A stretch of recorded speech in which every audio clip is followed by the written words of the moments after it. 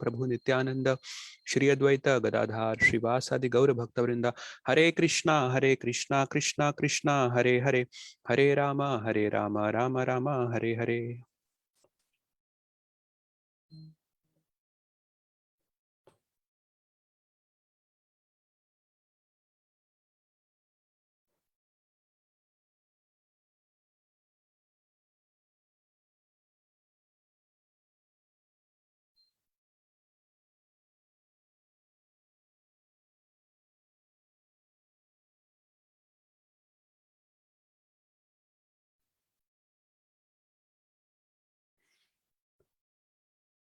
Hare Krishna. So, I think last time we completed 6th chapter, and today we are going to start with chapter 7. So, it's a very important chapter, the Bhagavad Gita, especially the first verse.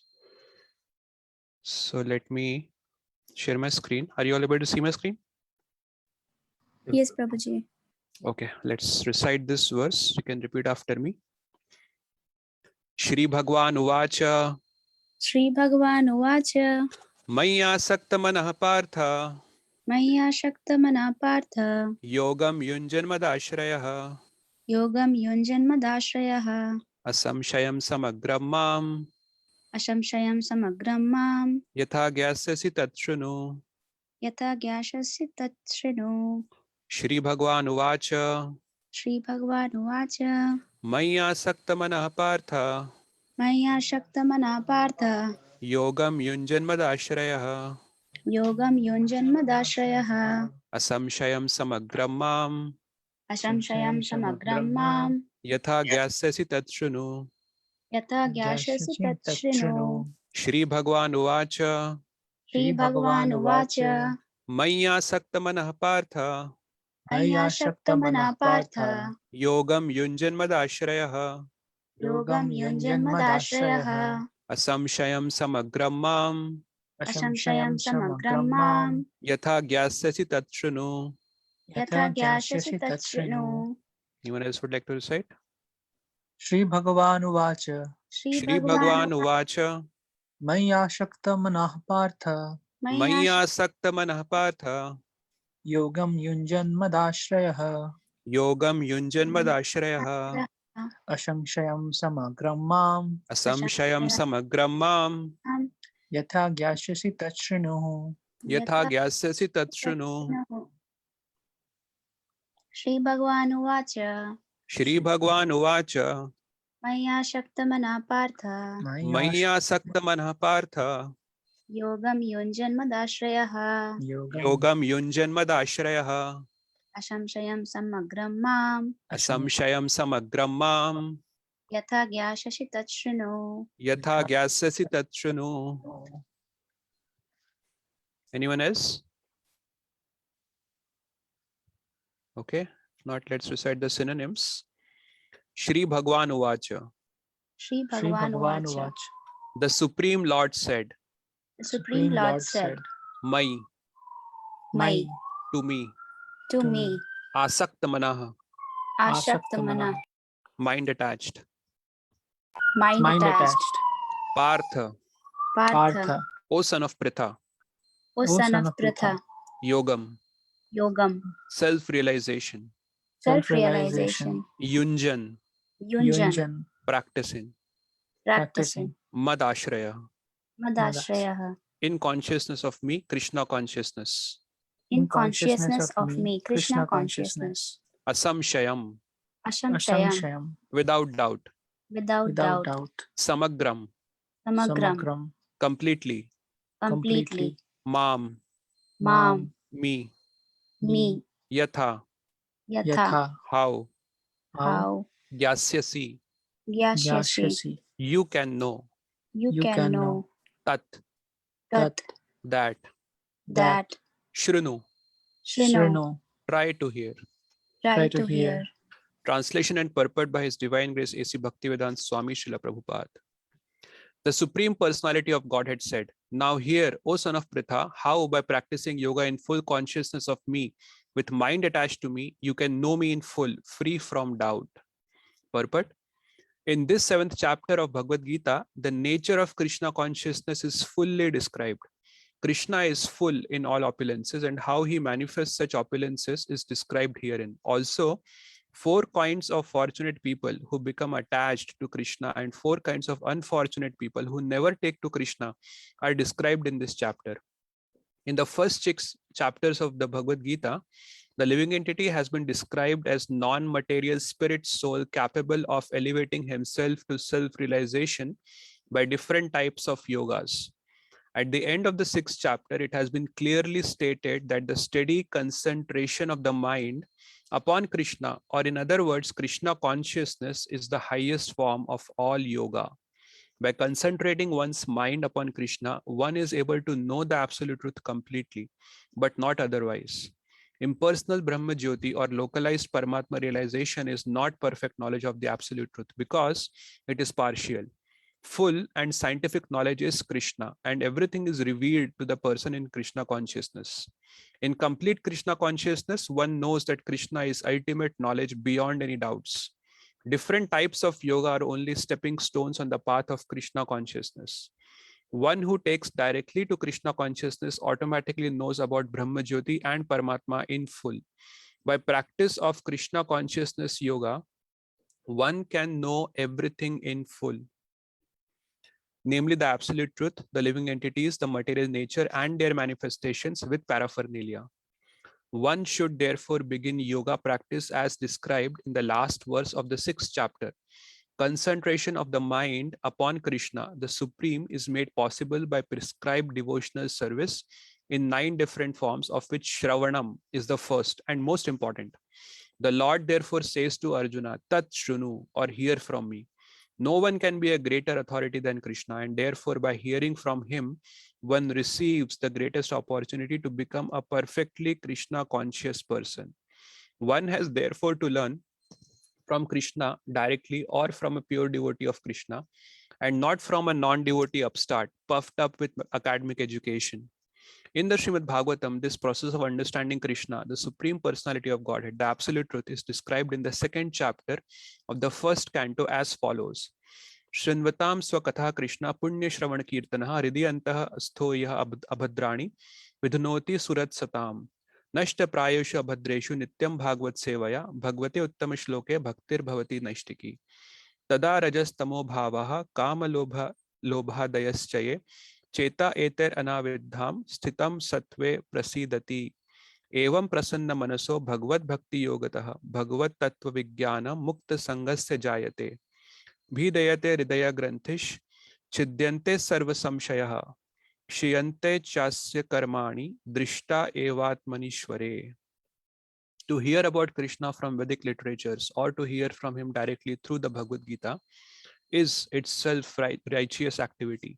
And for one who hears about Krishna, Lord Krishna, who is dwelling in everyone's heart, acts as a best wishing friend and purifies the devotee who constantly engages in hearing of him. In this way, a devotee naturally develops his dormant transcendental knowledge. As he hears more about Krishna from the Bhagavatam and from the devotees, he becomes fixed in the devotional service of the Lord. By development of devotional service, one becomes freed from the modes of passion and ignorance, and thus material lusts and avarice are diminished. When these impurities are wiped away, the candidate remains steady in his position of pure goodness, becomes enlivened by devotional service, and understands the science of God perfectly. Thus, Bhakti Yoga severs the hard knot of material affection and enables one to come at once to the stage of Asamshayam Samagram, understanding of the Supreme Absolute Truth Personality of Godhead. Bhagavatam 1.2.17 to 21. Therefore, only by hearing from Krishna or from his devotee in Krishna consciousness can one understand the science of Krishna. Namo Vishnu Padaya Krishna Pristhaya Bhutale Srimate Bhakti Vedanta Swaminiti Namane Namaste Saraswati Devi Gauravani Pracharine Nirvishesha Shunyavadi Paschat Deshatarine. I read the translation one more time. The Supreme Personality of Godhead said, Now hear, O son of Pritha, how by practicing yoga in full consciousness of me, with mind attached to me, you can know me in full, free from doubt. Excuse me. So You see that Prabhupada is giving an elaborate purport to the 7th chapter, verse number 1. This actually is considered to be one of the most important verses of the Bhagavad Gita by Srila Prabhupada. If we see the number of lectures that Srila Prabhupada had given, at least the number of the different lectures that are available for us to hear on different platforms, you will find the most number of lectures that Srila Prabhupada had given is actually on this verse 7.1. So Srila Prabhupada considered this a very important verse, and we can see Prabhupada also in his purport glorifies about the process of hearing, Tat Shrunu. So he picks up that Tat Shrunu line and then he elaborates on that. And the verses that he's quoting there, we know that they are very significant verses from Srimad Bhagavatam. Prabhupada also quotes these verses in the Markandeya Bhagavad Dharma, his song that he wrote on Jalduta. So now, actually, we know that in the 6th chapter, the 6th chapter ended with Yoginam api sarvesham madgate nantaratmanha shraddhavan bhajate yomam same yukta tamo mataha. Out of all the devotees, all the yogis, one who always constantly thinks about me, he is the best of all the yogis. That's how Krishna had put it. Now we know that Dhyan Yoga is a process to control the mind. So Krishna had talked very elaborately about sadhana bhakti, sadhana. So sadhana about controlling the mind, so initially the yogi has to control the mind, and once the yogi is able to control the mind and subdue the mind, then the subsequent stages of Dhyan Yoga starts. So the subsequent stages are basically Pratyahar, starts after there is a significant amount of control on the mind. Pratyahar means to turn the senses inwards, to draw the senses from outsideward towards inside. So then the yogi is able to start meditating, at least some basic level of meditation can happen after that. But a lot depends on controlling the mind. And we see that although Krishna had spoken elaborately about controlling the mind in the 6th chapter, Arjuna says that, I cannot control my mind. It's very difficult for me. I can control the wind, but controlling the mind is extremely difficult. Now, Krishna had acknowledged Arjuna's, objection, but he said that yes, it is difficult. Undoubtedly, it is extremely difficult. Krishna says this in the 6th chapter, but it is possible by suitable practice and detachment. So he left it at that. But now Krishna, because he himself is telling that out of all the yogis, best is who can always think about me. Now Krishna is giving an alternative path, how to fix the mind on Krishna. So that is what. So that is a discussion that starts in the 7th chapter. The 7th chapter is like a turning point in the Bhagavad Gita. We see that from the 7th chapter. So the first 6 chapters talks about the path of karma, and from the 7th chapter, the Bhakti Yoga section starts, and we'll see that the tone and the mood of the Gita changes substantially. In the first 6 chapters, the mood of the Gita is detach. The more you are detached, the more you will be happy. So that's how Krishna had put. In fact, he had defined yoga. If you remember, in the 2nd or 3rd chapter, there is a word yoginaha karma kurvanti sangam tyaktva atma shuddhaye. That is how he had defined yoga. Sangam tyaktva means giving up attachment. Yoginaha, the yogis work for the purpose of giving up attachment, and Atma Shuddhaya means self-purification. That's how Krishna had defined it. But now Krishna will change the definition here. So Krishna is saying, Mai asakta mana. That's how he starts. Make your mind attached to me. For the very first time in the Bhagavad Gita, Krishna is asking Arjuna to get attached to something. So far he has been telling to get detached. But now he is saying, get attached to me. So Prabhupada actually picks that up, and then he elaborates on that in his purport. Now the 7th chapter is, in one sense, it is like the summary of the Vedic path. I won't say it is a summary of Gita. We'll see how. I'll give a little summary of the 7th chapter, what Krishna is going to talk about in the 7th chapter. So 7th chapter, it has 30 verses. So it's not very big, not very small also.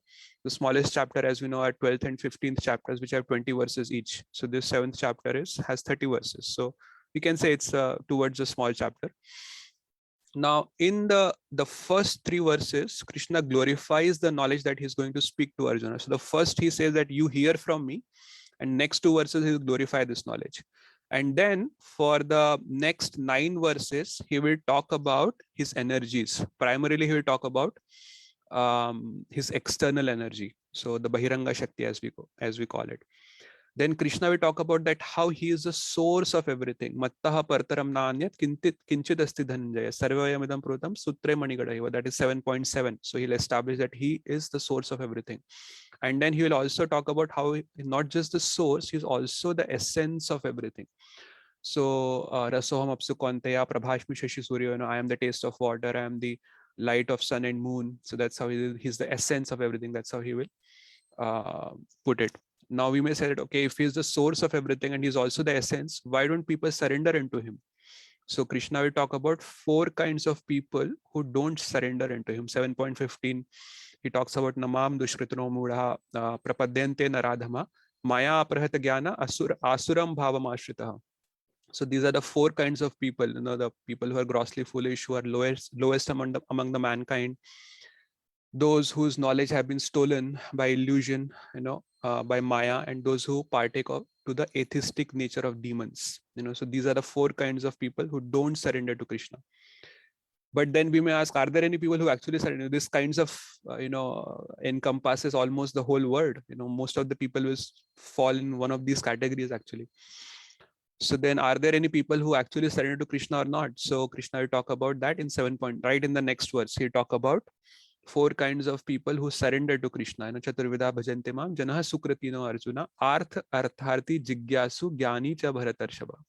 So arth is those who are desirer of wealth. Arth is distressed, artharti is desirer of wealth, jigyasu is one who is inquisitive, and jnani is who are intellectuals.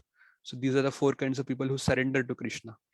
And then Krishna will also talk about people who surrender to something else, an object of worship that is other than Krishna. So that Krishna will put as kamastastar rita jnana prapadyante anya devataha tam niyatam asthaya prakritya niyataha swaya. No, Krishna will put it like that. Those whose intelligence has been stolen by material desires. That's how Krishna will put it. Those kind of people, they surrender to Anya Devata, and it's very prominent. Something other than Krishna. Anya means different from Krishna.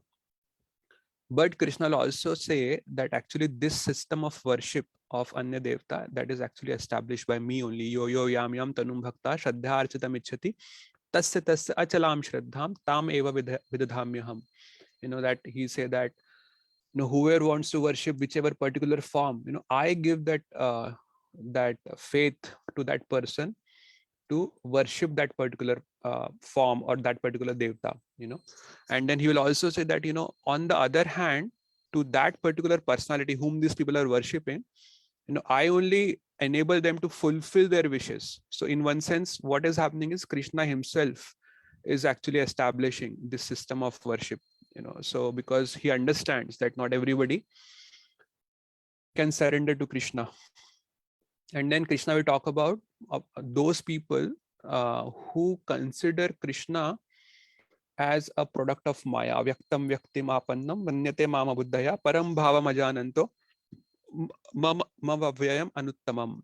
So this is the definition of Mayavadis. Though they consider that before taking this form, Krishna was actually avyakta. Avyakta means he was impersonal, and from impersonal he becomes personal, and then his personality again merges back into an impersonal Brahman. So that is the typical Mayavadi conception. And he says, abhuddhaya, such people they have no intelligence. Abhuddhaya, very clearly he says that. And then finally, towards the end of the chapter, he talks about one more category of people who surrender to Krishna. So first he had talked about 4 kinds of people who surrender to Krishna. Now he talks about the 5th category towards the end in the last but one verse of 7.29, Jara Marana Mokshaya Mam Ashritta Yatanti. People who are scared of Jara, Maran. Jara and Maran means old age and death. So they want mokshaya, they want moksha from these distresses. So they actually also surrender to Krishna. So that's how Krishna will. So this is like a summary of the 7th chapter, and one in that sense, it is like we can say that it is like the summary of the whole Vedic path. It talks about the different kinds of people who don't surrender, people who surrender to something else. Even the impersonalists are being talked about. And we will see that how 7th chapter is also very similar to the 9th chapter. The same topics that are covered in the 7th chapter, they are also covered in the 9th chapter also. But in the 9th chapter, they're covered in more detail. So that is like a summary of the 7th chapter. Now coming back to the 7.1st verse. So this verse is very, very important. As I was mentioning that Prabhupada has given most number of talks on this particular verse. Maya asakta manah partha yogam yunjan madashraya samshayam samagramam yatha gyasya tatshunu. So the process of hearing is what Prabhupada stresses in his purport. So this hearing is kind of hearing as a limb of devotional service. This is introduced by Krishna for the very first time in the Gita. It's not, and then Krishna will again talk about this in the 13th chapter, if I'm not wrong. There he talks about Shruti Parayanaha. Anyeta Anyam Agyanantaha, something like there's a verse. Mrityum Shruti Parayana. That's how in one of the verses in the 13th chapter, Krishna puts it like that. People, they become devotees of hearing. Parayana, Vishnu Parayana means devotees of Lord Vishnu. Shruti Parayana means devotees of hearing. By the process of hearing, they transcend the path of birth and death. That's how Krishna will put in the 13th chapter. There, although 13th chapter is a hardcore jnana section, of the Bhagavad Gita, that is the most, prominent chapter for the Jnanis, the 13th chapter. But even there, Krishna actually glorifies bhakti. In the 16th chapter, Krishna talks about a different concept. Asha pashatar baddha kama krodha parayanaha. So he says that actually the demoniac people in this world, they are bound with a network of desires, and kama krodha parayana, they are devotees of kama and krodha. Kama is lust and krodha is anger. So people are actually in this world, people are devotees of kama and krodha, of lust and anger. But by becoming Shruti Parayana, by becoming devotees of hearing, people can actually become Vishnu Parayana. So that is the kind of same theme that Krishna is talking about in verse 7.1. Now I'm missing the name of Maharaj. He is one of the sannyasis in ISKCON. He gives a very interesting twist to this verse. So what he does is he deconstructs this 7.1, every single word, and he goes backwards in this. I'm trying to remember his name. He has written many, many books, and many different speakers then quote the same explanation that is given by Maharaj. Anyway, if I remember the name, I'll tell. But let me share my screen again, and let's try to see what Maharaj says about this verse, 7.1. So he actually says that if we go backwards, so he says that actually Mai Asakta Manaha, it is the actually the goal of bhakti. Ultimately, what do we want to do? Krishna says, Mai Arpit Mano Buddhir. So offer your mind and intelligence to me. And Prabhupada also actually quotes this, if you remember in the introduction to the Gita, Prabhupada quotes that the process of bhakti is actually we have to offer our mind and intelligence to Krishna. If our mind is attached to Krishna, asakta, it has a very strong meaning. Asakta means very strong attachment, not this ordinary attachment. Asakta. So anasakta, asakta. Anasakta means getting detached or not attached, but asakta means very strong attachment. So Krishna is saying, make your mind attached to me. So that is actually the goal. So that is the last stage of bhakti. Once our mind becomes attached to Krishna, that it means we have attained perfection. because Krishna says, and if you see 6.47, yoginam api sarvesham madgate nantaratmanah shraddhavan bhajate yomam same yukta tamo matah. Out of all the yogis, one who always thinks about me, he's the best. So how can we always think about Krishna? Only when we have a very strong attachment to Krishna. Otherwise, it's very difficult to always think about Krishna. So Maharaj says that actually we have to go backwards. This is the goal of the bhakti, Maya Asakta Manaha. But first we have to tat shrunu. First we have to hear about Krishna. So if we hear about Krishna, what will happen? Samagram mam yatha gyasyasi. He says that we will know everything about Krishna. Samagram means everything. Mam, gyasyasi samagram mam. Gyasyasi means to know. Samagram means everything. Mam means about me. So Samagram, Acharya also explained this word, that this Samagram means complete knowledge about Krishna. And when we say complete, this is not the knowledge of Brahman and Paramatma, it is the knowledge of Bhagavan, the absolute, supreme absolute, the supreme manifestation of the absolute truth, Bhagavan. Prabhupada also writes that in the purport, that the knowledge about Paramatma and Brahman, it is incomplete. It is correct knowledge, but it is incomplete knowledge. Complete knowledge is actually the knowledge about Bhagavan. And when we have complete knowledge about Krishna, what will happen? Asamshayam. Asamshayam means all our doubts will go away. Right now we get a lot of doubts, does Krishna really exist or not? Is there a God or not? All those kind of doubts are there in our mind. But when we know everything about Krishna, then we will become asamshayam. We will not have any doubts. And when we will not have any doubts, then we'll try to take ashraya of Krishna. Mad ashraya. Mad ashraya means, take my ashraya means to surrender, to basically kind of surrender to Krishna. And when we try to surrender to Krishna, what we'll have to do? We'll have to do yogam yunjan. We have to engage in yoga. And when we engage in yoga, then the final result will be Mai Asakta Manaha. So like that, it's like a 6-stage process. First, we have to hear. By hearing, we'll know everything about Krishna. When we know everything about Krishna, all the doubts about Krishna will go away. And when the doubts will go away, we will want to take shelter of Krishna, Madashraya. To take shelter of Krishna, we have to engage in yoga. And once we engage in yoga, then what will happen? Asakta Manaha. Our mind will become attached to Krishna. So that is how we have to go backwards. So therefore, hearing about Krishna is extremely important. Without hearing, that is the first stage. Prabhupada also writes that in the purport, that out of all the limbs of the Bhakti Yoga, there are 9 limbs, but the first and the foremost is hearing. Most of us would have come to Krishna consciousness by hearing.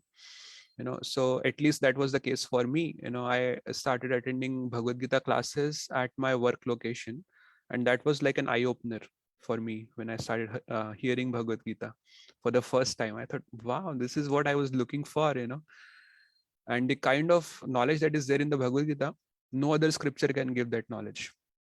So Bhagavad Gita gives the complete identity of God. And when we get this knowledge, we'll see that how in the next few verses, Krishna will glorify this knowledge that he's going to give to Arjuna. Actually, the first verse that caught my attention in the Bhagavad Gita, which was like a turning point for me, was 7 points, and right in this 7th chapter, 7.7. Mattah partaram nanyat kinchit asti dhananjaya sarve vayamidam prutam sutre manigana iva. Krishna is that invisible force that is holding everything together. So hearing about Krishna is extremely important, and the process of bhakti starts from hearing, and the process of bhakti ends, or I won't say end, but the goal of the process of bhakti is to make our mind attached to Krishna. So, but that will happen only when we start hearing about Krishna. So let me take a pause and see if there are any questions or comments or corrections about what I said about this verse before we move on to the next verse.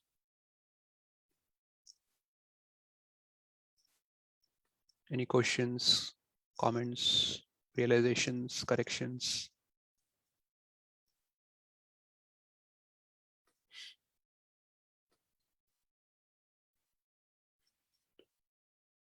Okay, if not, I just want to mention one more thing. There is a similar thing that is mentioned in the 10th chapter.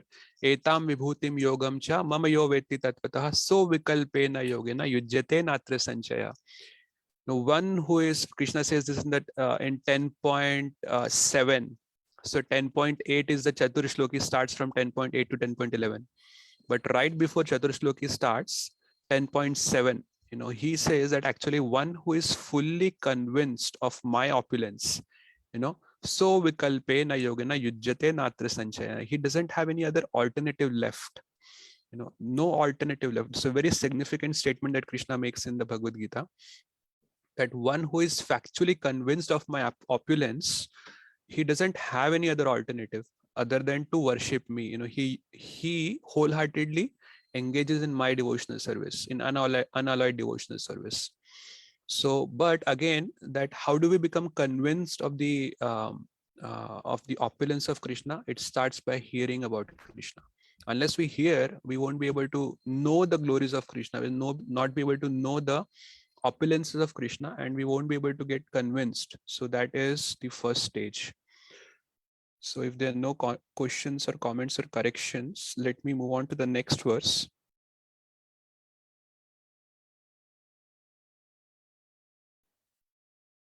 Let me share my screen. We'll just recite the verse once and we'll read the translation and then the purport, of course. You can repeat after me. Jnanam te hamsa vijnanam. Jnanam te hamsa vijnanam. Idam vakshyami asheshataha. Idam vakshyami asheshatah. Yagyatva neha bhuyonyach. Yagyatva neha bhuyonyaj. Gyatvayam avashishyate. Yatvayam avashishyate. Translation: I shall now declare unto you in full this knowledge, both phenomenal and numinous. This being known, nothing further shall remain for you to know. This is very significant. After knowing this, nothing else will remain for you to know. You will know everything actually after knowing this. Very, very bold claim Krishna is making here. Let's see what Prabhupada says in the purport. Complete knowledge includes knowledge of the phenomenal world, the behind it, and the source of both of them. This is transcendental knowledge. The Lord wants to explain the above mentioned system of knowledge because Arjuna is Krishna's confidential devotee friend. In the beginning of the 4th chapter, this explanation was given by the Lord, and it is again confirmed here. Complete knowledge can be achieved only by the devotee of the Lord in disciplic succession directly from the Lord. Therefore, one should be intelligent enough to know the source of all knowledge, who is the cause of all causes and the only object for meditation in all types of yoga practice. When the cause of all causes becomes known, then everything knowable becomes known and nothing remains unknown. The Vedas, Mundaka Upanishad 1.1.3 say, Kasmin o bhagavo vigyate sarvam idam vigyatam bhavatiti. I don't know what is the meaning of this. But again, here Krishna is making a very, very bold claim. Jnanam teham savigyanam idam vakshyami asheshitaha yagyatva neha bhuyonyach gyatvayam avashishyatya. Now I shall now declare unto you in full this knowledge, both phenomenal and numinous.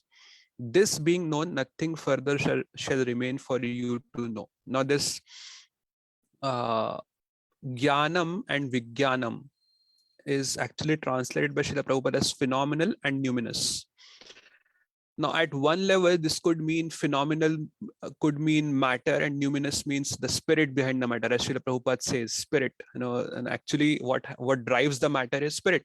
If there is no spirit, if there is no soul in the body cannot function. The body is made up of matter, but what drives the body is actually the soul within the body. So it may mean phenomenal and numinous may mean matter and spirit. There is a very often there is a debate about who is God, who is that absolute truth. So everybody has their own version. So Bhagavad Gita says Krishna is God. Christians say that, okay, my God is the only God and your God is actually not God. And the same claim is made by the Muslims and the Jews also, that our God is the only God. Your God is actually not God. It's a false God. So this debate will continue forever. We don't know if that debate will ever end. But one thing for sure is, we can understand that there is an absolute truth And what are the characteristics of the absolute truth? At the very least, we can say that, whatever we can observe in this material world, at least that will be present in the absolute truth also. So in this material world, we see matter and we see spirit. We see there's so many different varieties of matters are available, and spirit, in the sense we can see the consciousness is present. There are people who are conscious, there are animals who are conscious, there are plants who are conscious. So consciousness and matter, these are two distinct entities, or two distinct objects that are present, not objects in a sense that we can perceive, but at least matter can be perceived directly. Consciousness, we have to really understand that there is consciousness. So these two things has to be present in the absolute truth. So that also can mean phenomenal and numinous. Now, Bhaktivinoda, not Bhaktivinoda Thakur, but Vishwanath Chakravarti Thakur, he gives a twist to this phenomenal and numinous. He says actually that Jnana means the Aishwarya Jnana of Krishna. The knowledge about the greatness of Krishna, that how Krishna is the source of everything, how Krishna is the controller of everything. And he says Vijnana means the Madhurya Gyan, the knowledge about the sweetness of God. So that, he says, is Gyan and Vijnan.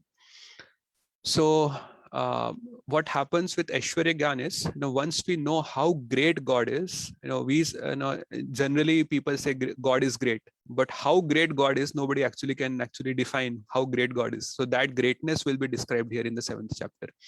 So Krishna will describe that he is the source of everything and he's also the essence of everything. We'll see those verses when we come there.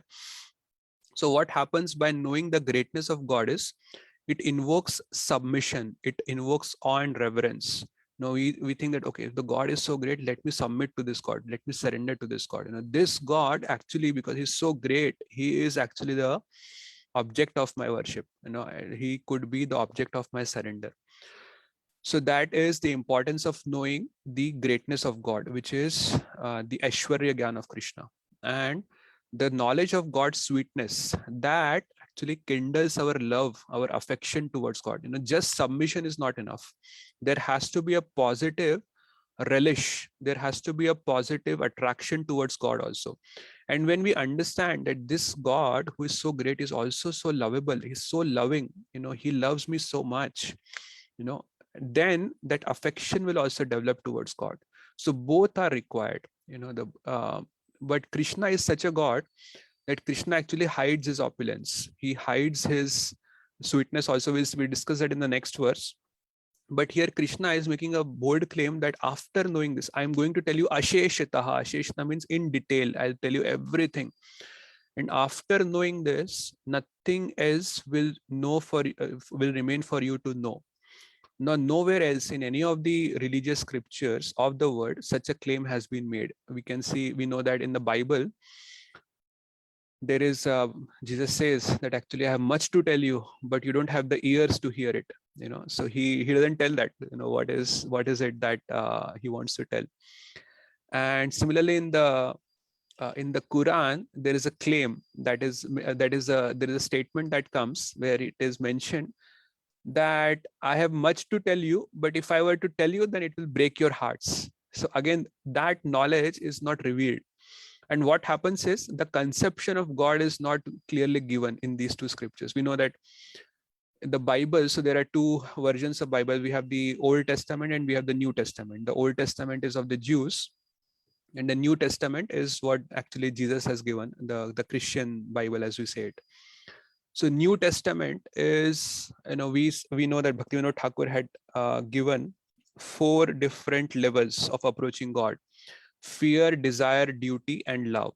Fear means at the level of fear. If we don't surrender to God, then God will punish us. Desire means we have desires, and God, if we approach God, then God will fulfill our desires.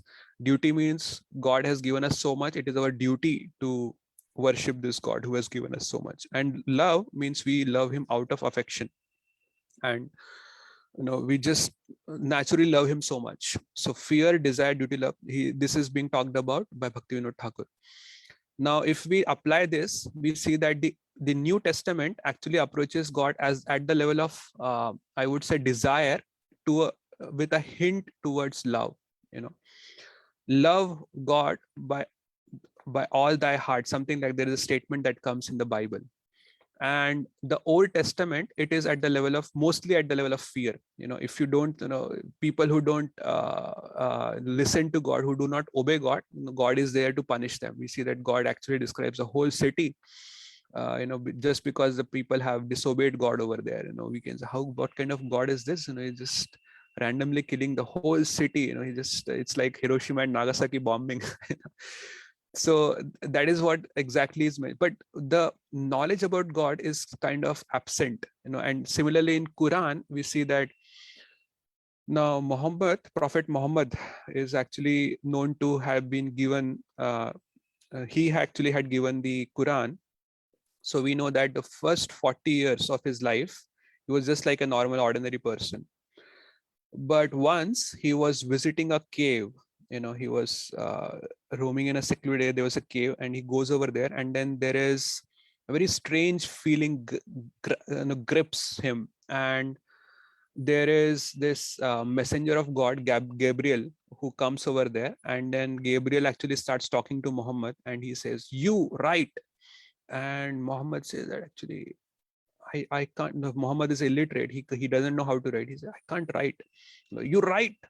So he actually forces him. He very strongly says, "Right." And then it is described that he goes in some kind of a mystical trance, and then he speaks few words, some things, and then so over the period of next 25 years, he'll keep going into trance, and then he'll keep speaking things, and those things that he had spoken in a mystical trance, that will be come to know as revelation from God, which God has made through Prophet Muhammad.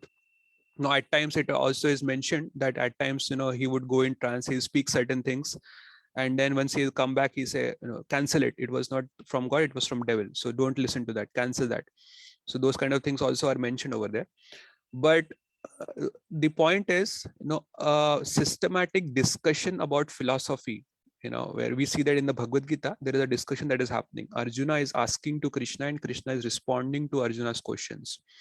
So that kind of discussion is not to be found either in Quran or in Bible or in any other scripture of the world. So Bhagavad Gita is in that sense a very unique scripture. It talks about choices and consequences. So Krishna talks about these are the choices, these are options you have. If you make this choice, this will be the consequence. If you make this choice, this will be the consequence. Now you decide what you want to do. That's how Krishna will put it at the end of the Bhagavad Gita. You decide what you want. Deliberate on this fully, and then you decide what you want to do. But in the other scriptures, we see that like Bible is a book of commandments. There are 10 commandments that are mentioned in the Bible, prominently. So Bhagavad Gita is not like that. It's not, there is no commandments that are mentioned in the Bhagavad Gita, but Krishna does talk about different worldviews and what is the consequence of each of the worldviews. But he doesn't say that if you don't do this, that I'm going to put you in hell forever and I'll burn you there in in the fires of the hell. So this in one sense is a very broad claim that nothing else will remain for you to know after knowing this. So I just want to mention one thing about what Srila Prabhupada says here in the purport.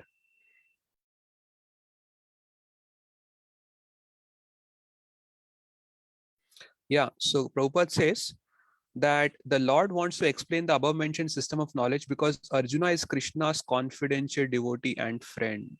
So this is very important. Bhakto si me sakha cheti rahasyam hi etaduttamam. So Krishna says actually this is a rahasya. But because you are my devotee and my dear friend, I'm going to reveal this knowledge to you. So Krishna makes it very clear that why this knowledge is being given to Arjuna at the first place. What is the qualification of Arjuna? He's a devotee and a friend. And Prabhupada also says that, the qualification to understand, Gita is available to be read, at different places. You can find it. Even Prabhupada's Gita is available on vedabase.com. You can go and read it. But you won't be able to understand this Gita unless you become a devotee of Krishna. And Prabhupada also says that at least, even if you're not the devotee, at least theoretically, we must accept Krishna as the supreme person. Because if we don't accept Krishna as the supreme person, a lot of things which are mentioned in the Gita, they will not make any sense for us. We won't be able to really understand the essence, the import of those things and it will and we will end up becoming more envious of Krishna, because Krishna speaks elaborately about his glories. So that is very important.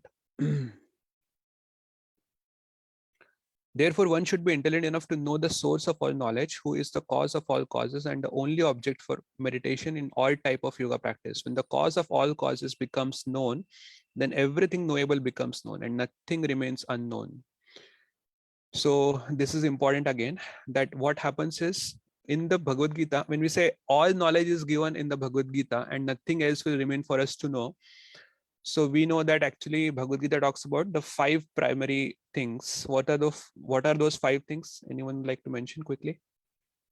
Bhagavad Gita talks about 5 things. What are those 5 things? Kala, karma,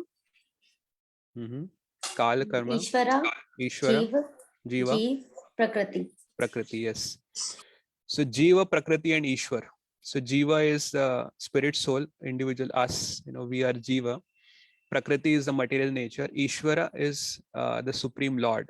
The source and the sustainer of this world. And then we have Kal, the different kinds of activities. Sorry, Kal means time.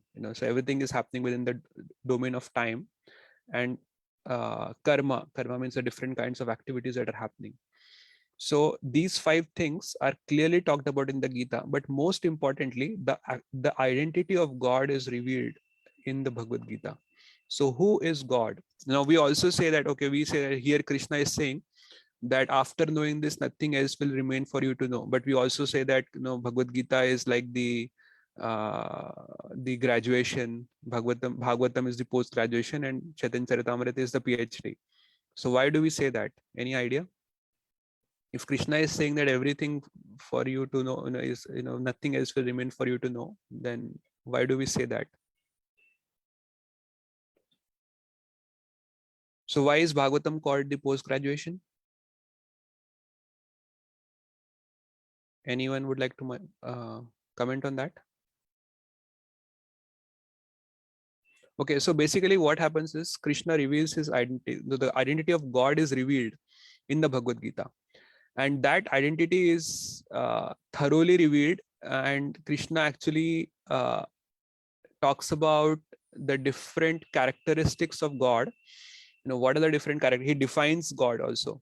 Who can be God? We'll discuss that. I don't want to give away those verses right now, but in the 10th chapter we'll see 10.39, for example, is a very prominent verse where Krishna talks about how only Krishna can be considered as God. Then Bhagavatam actually reveals the activities of God. So what does God actually do? Bhagavad Gita doesn't talk about the activities of God, but it does talk about who is God and how he is the source and sustainer and the maintainer of this universe, of this material world. So in that sense, Bhagavad Gita is complete. But the activities of God are not talked about in the Bhagavad Gita. The activities, if someone becomes a devotee and he wants to know more about God, then he can read Bhagavatam, where the activities of the God is revealed. And third, Sri Chaitanya Charitamrita, it basically reveals the mentality of God.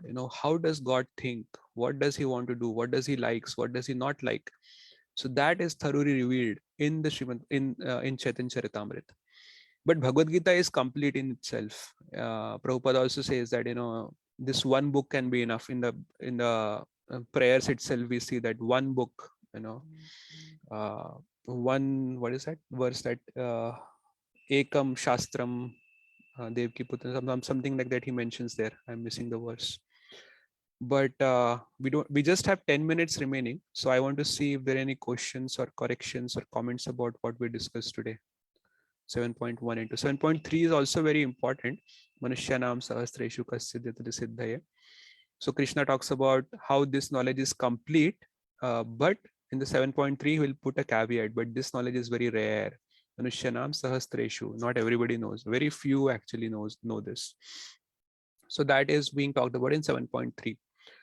So in that sense, Krishna first says that hear from me. In 7.2, he says that this is complete knowledge. 7.3, he says that this knowledge is also very rare. And then he starts talking about what that knowledge is that he wants to give to Arjuna. So are there any questions or corrections or comments or realizations? Anyone would like to add anything to what I said? Hare Krishna, Prabhuji. Yes, Prabhu, Hare Krishna. Prabhuji, the way you explained that what God likes, that is elaborately explained in the Chaitanya Charitamrita. Mhm. And in Bhagavatam also, there are little bit we know about Krishna, whether he like butter, he like to Yeah. play Gopas. So some liking, some details also in Bhagavatam. So if it is just a question of details, meaning Bhagavatam briefly describe and Chaitanya Charitamrita detail. So if that's the case, can we take an example and see how Chaitanya Charitamrita go in detail and Bhagavatam just briefly touch upon it? Okay, so actually, the way I understood is, uh, we know that Chaitanya Charitamrita is actually a biography of Sri Chaitanya Mahaprabhu, and Chaitanya Mahaprabhu, it is considered that he is Radha and Krishna combined. So he is Krishna in the mood of Radharani. So what happens is, in the Srimad Bhagavatam, we know that a lot of details about Radharani is not given. There is just a hint of Radharani that is mentioned in the Srimad Bhagavatam, where there is verses Anya Radhitas. That is how the verse comes. I'm missing the verse over there. So Radharani, one thing that is mentioned about Srimati Radharani is that he is the Ladhini Shakti. He is actually the manifestation of the internal potency of Krishna. And it is through her mercy that, anyone who has any devotion for Krishna, it is through her mercy. We cannot have any devotion towards Krishna unless we get the mercy of Radharani. So, and Radharani also wants to have everyone come to Krishna. In that sense, she is bestowing her mercy.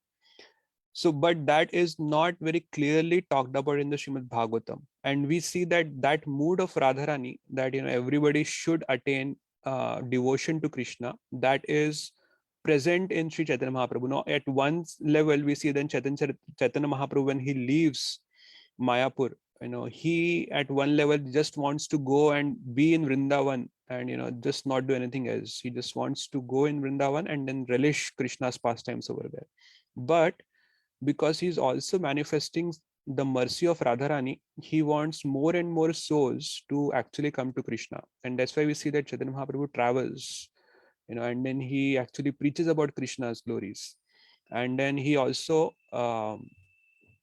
initiates, and then he makes sure that there are other people who are preaching about Krishna's glory, so that more and more souls can come to Krishna. They can render service to Krishna. So one of the key characteristics of Radharani is she is happy to do Krishna's service, but she becomes more happy, she feels more complete when other people also come forward and serve Krishna. This is also explained in the Ras Leela, in the Rasa Panchadhyaya. We see that when Krishna, when the Ras Leela is happening, so at one point it is explained that the gopis, they become proud, and when they become proud, Krishna leaves them, and then he leaves along with Radharani. Now at one level we see that, okay, even if the topmost devotees of Krishna, if they become proud, Krishna will leave them. But Acharyas explain that the gopis, they understood that, out of all the gopis, Radharani is special. And if Krishna is with all of us, the glories of Radharani will not be established. So they act as if they're proud. And when they act as if they're proud, because they want to establish Radharani's glories, Krishna actually leaves them. He takes Radharani along with them. And when Radharani is initially very happy to be with Krishna, but when she realizes that actually the other gopis are not there, then she thinks that, oh, where are the other gopis? And then she pretends that, I am very tired. Now I cannot go any forward. Please, just wait and let me take a rest. And then Krishna says that, because we are in the forest, I cannot bring a palanquin for you. Let me carry you. But when he says that, it is with anger, and he says that a little sarcastically. And Radharani understands that actually Krishna is angry, and then she looks at her face, but when she tries to look at her, Krishna has disappeared from there. But what Radharani was trying to do is she was trying to slow down Krishna, so that the other gopis can also catch up, so that they can also be happy in Krishna's company. She thought that the other gopis, Krishna is going so fast, we are going so fast that we, we lost them or they lost us. So she's trying to slow down Krishna so that other gopis can catch up with Krishna, but that doesn't happen. So what happens is Radharani has that mood of, other devotees, other souls should also come forward and they should render service to Krishna, and they should also take advantage of Krishna's association. And that same mood is also manifested by Sri Chaitanya Mahaprabhu. At one level, we say that there is no difference between Radha and Krishna. Radha Krishna ek atma dui dedhari anyonyan lila vilas kare.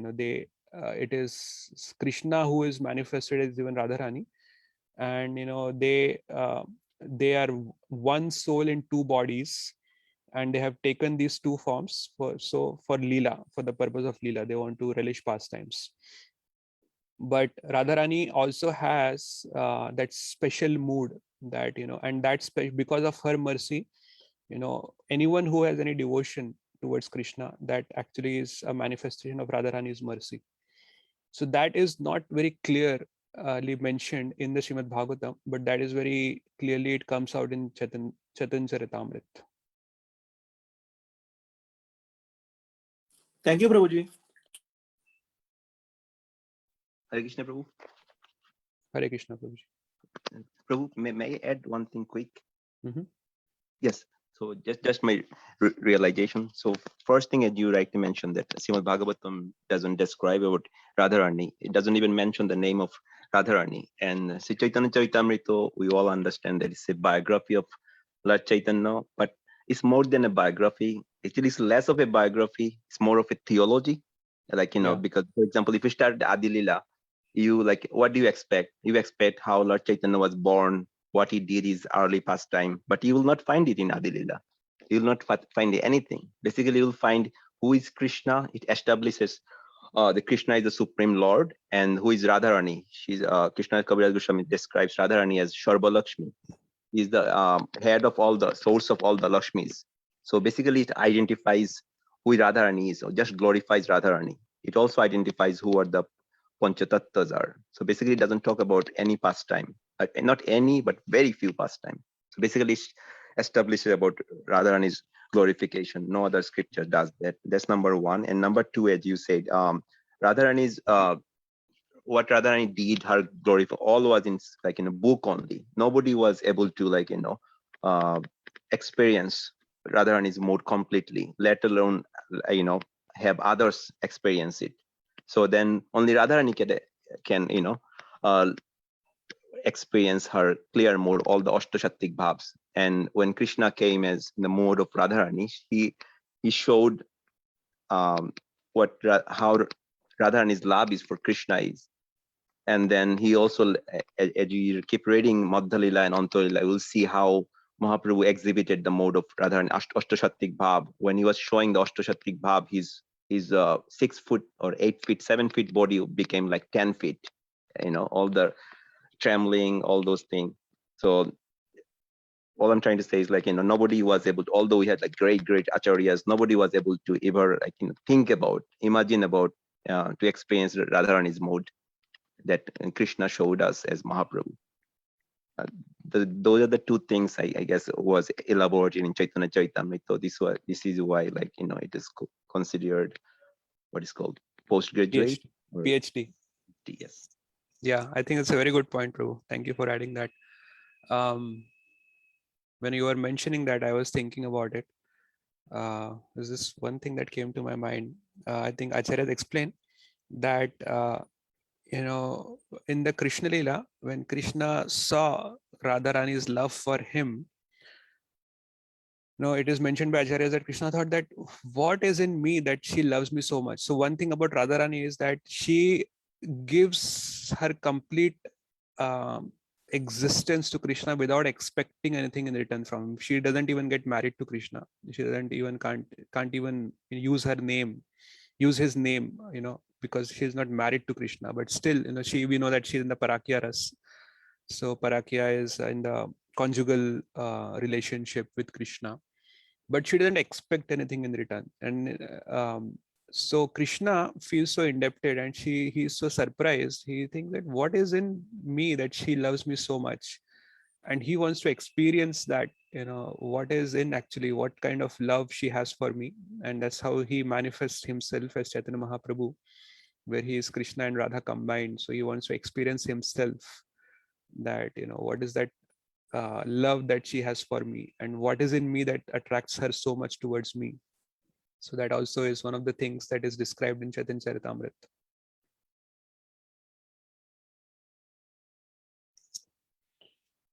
Okay, if there are no other comments or questions, we can end here. We are already above time. So thank you everyone. Thank you for joining. Vancha kalpatarubhyascha kripa sindhubhyo eva cha patitanam pavanebhyo vaishnavebhyo namo namaha. Ananta koti Vaishnavvrinda ki jai. Srimad Bhagavad Gita ki jai. Srila Prabhupada ki jai. Hare Krishna.